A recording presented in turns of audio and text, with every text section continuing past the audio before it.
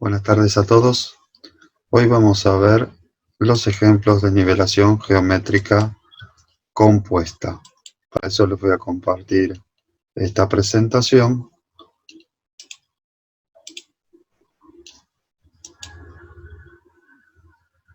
Y comenzamos viendo un poco de lo que era la nivelación geométrica simple. Cuando queríamos conocer las cotas de dos puntos, parábamos el instrumental entre medio de ellos. Si conocíamos la cota de la estación, podíamos tomar la altura del instrumental y, colocando las miras en A y en B, leer las lecturas en esos puntos. Y de esa forma podíamos conocer las cotas de los puntos A y B. Otro procedimiento era que si conocía la cota de un punto fijo, colocaba la mira en ese punto fijo y leía nuevamente las lecturas en A y B, obteniendo las cotas, y ya arribaba a los mismos resultados. Porque repasamos esto, porque la nivelación geométrica compuesta es una sucesión de nivelación geométrica simples. Por ejemplo, si yo necesito hacer una nivelación como de este tipo, tendré que partir de un punto fijo e ir ubicando estaciones a lo largo de mi recorrido lo más centrada posible, no necesariamente en el eje del alineamiento, pero sí en el centro del alineamiento. Este punto fijo puede ser de cota conocida o puede ser una cota arbitraria que yo le di para el arranque. En este caso le dimos 10 metros, pero ¿qué pasa? Al arrancar desde acá en el punto A y al cerrar desde acá de la estación 5, el delta H en este punto debe ser 0. Otro caso es una nivelación donde yo conozco un punto fijo de partida y un punto fijo de llegada. Acá esta nivelación se llama de enlace con puntos de control. No voy a tener un delta H igual a 0 como en este caso, pero sí un delta H conocido. Entonces yo puedo materializar y compensar mi nivelación. Nosotros en este práctico haremos un ejemplo de ambas. En el práctico de ambos, por lo general, terminamos haciendo una como esta. Nivelación con cierre. Imaginemos que el perfil S del pentágono fue rectificado y fíjense que el punto de arranque coincide con el punto de llegada. Acá a lo largo de este esquema van a ver estas dos miras PC1 y PC2, que son los que se llaman puntos de paso. Estas miras se tienen que poder visualizar desde una estación y desde la siguiente. Estos son los puntos de vinculación de mi nivelación geométrica compuesta. Voy a tener que ir confeccionando una tabla que en cada columna me vaya indicando lo siguiente: el punto estación, el punto bisectado. Si voy a realizar un perfil longitudinal, tendré que anotar las distancias parciales y acumuladas de ese perfil, las lecturas atrás y lo superior, medio e inferior de la estación hacia atrás, las lecturas hacia adelante, superior, medio e inferior. Las distancias de la estación a los puntos de paso respectivos, que salen con las cuentas de los hilos estadimétricos, las delta H de cada punto y las cotas. Si la nivelación cerrada inicia en un punto A y vuelve al punto A, por ejemplo, tenemos esta tabla, donde figuran los puntos bisectados, los puntos de paso coinciden en las dos estaciones y puntos intermedios.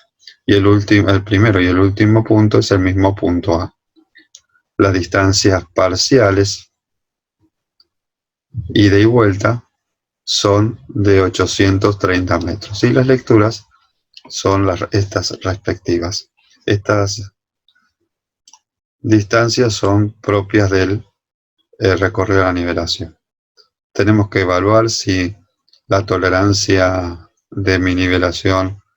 Si estamos dentro de la tolerancia, para eso vamos a fijarnos un máximo en 15 milímetros por la raíz de los 800 de la longitud total de la nivelación, que es la distancia entre estaciones, expresada en kilómetros. Me dice que la tolerancia que yo puedo tener es de 13,7 milímetros.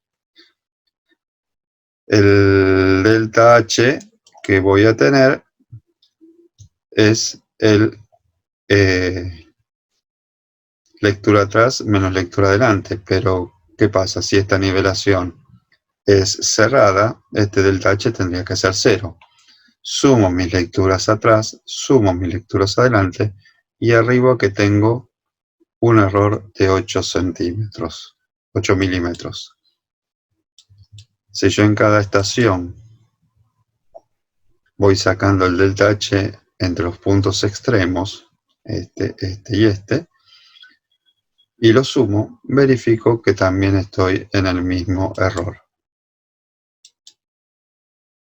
La compensación va a ser el error con signo cambiado por proporcional a la longitud de la estación respecto del total.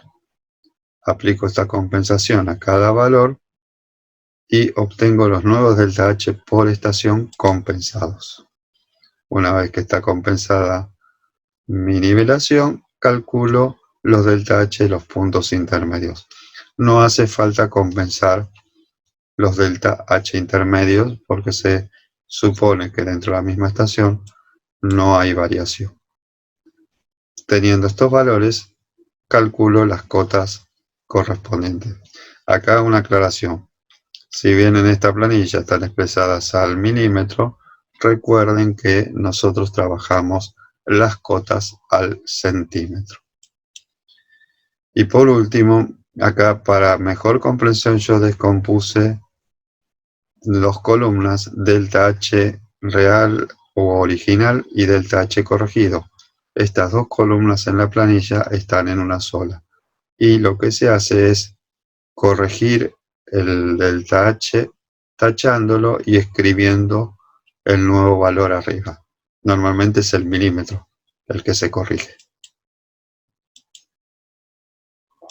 Veamos ahora el caso de una nivelación que parte del punto A y llega al punto B, ambas de cotas conocidas. Por ejemplo, las ménsulas municipales o de los institutos nacionales como el IGM.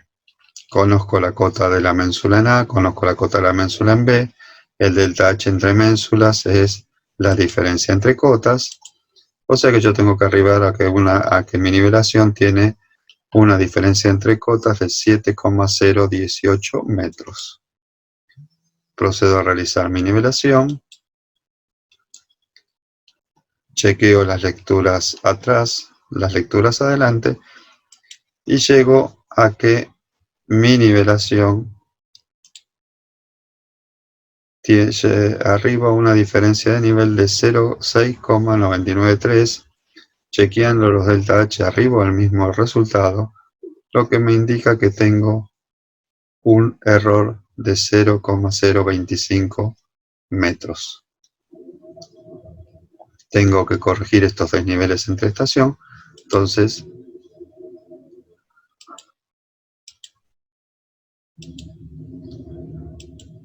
aplicando la ley de corrección, procedimiento de corrección aplicado recientemente, a cada punto de paso le aplico la corrección correspondiente. Por último, llegamos a que con el desnivel corregido el delta H me da 0. O sea, arribamos al mismo delta H entre ménsulas. Después calculamos las cotas correspondientes y a propósito, no había colocado la cota del punto A intermedio en la estación 2 porque no es necesario hacer este procedimiento teniéndolo en cuenta. Lo tengo en cuenta ahora al final, ubico el punto A y su cota correspondiente.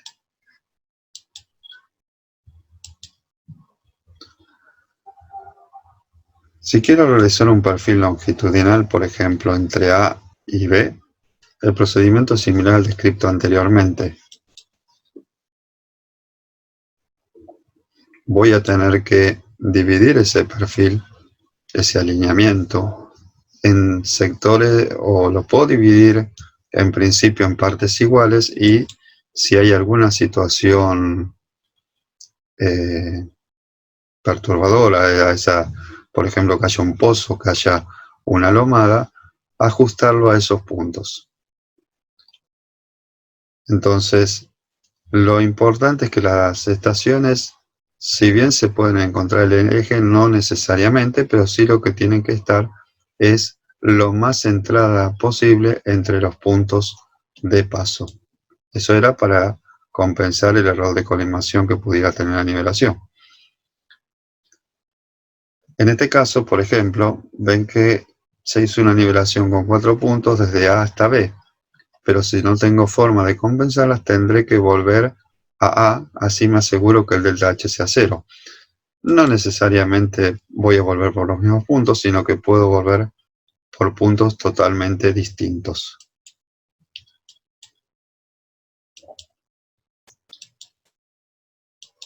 Una vez que compensé mi nivelación, voy a ver cómo dibujo el perfil longitudinal.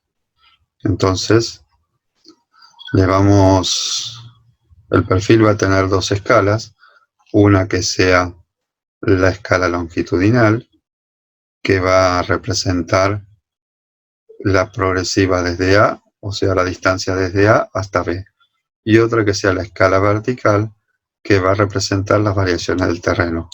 Ambas escalas no necesariamente van a ser iguales, sino que de acuerdo a lo accidentado que sea el terreno, a veces puede ser una 10 veces la otra, o no.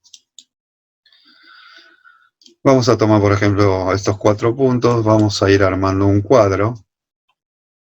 Estas distancias, estos 4 puntos en escala están separados de esta manera, y este cuadro, que comúnmente se llama guitarra, está compuesto por 5 renglones: un plano de comparación, las distancias parciales entre los puntos, las distancias acumuladas, el terreno natural, la cota del terreno natural y la pendiente. Para dibujar el plano, las cotas se referenciarán a un plano de comparación. No voy a dibujar desde la cota 0, porque perdería mucho papel.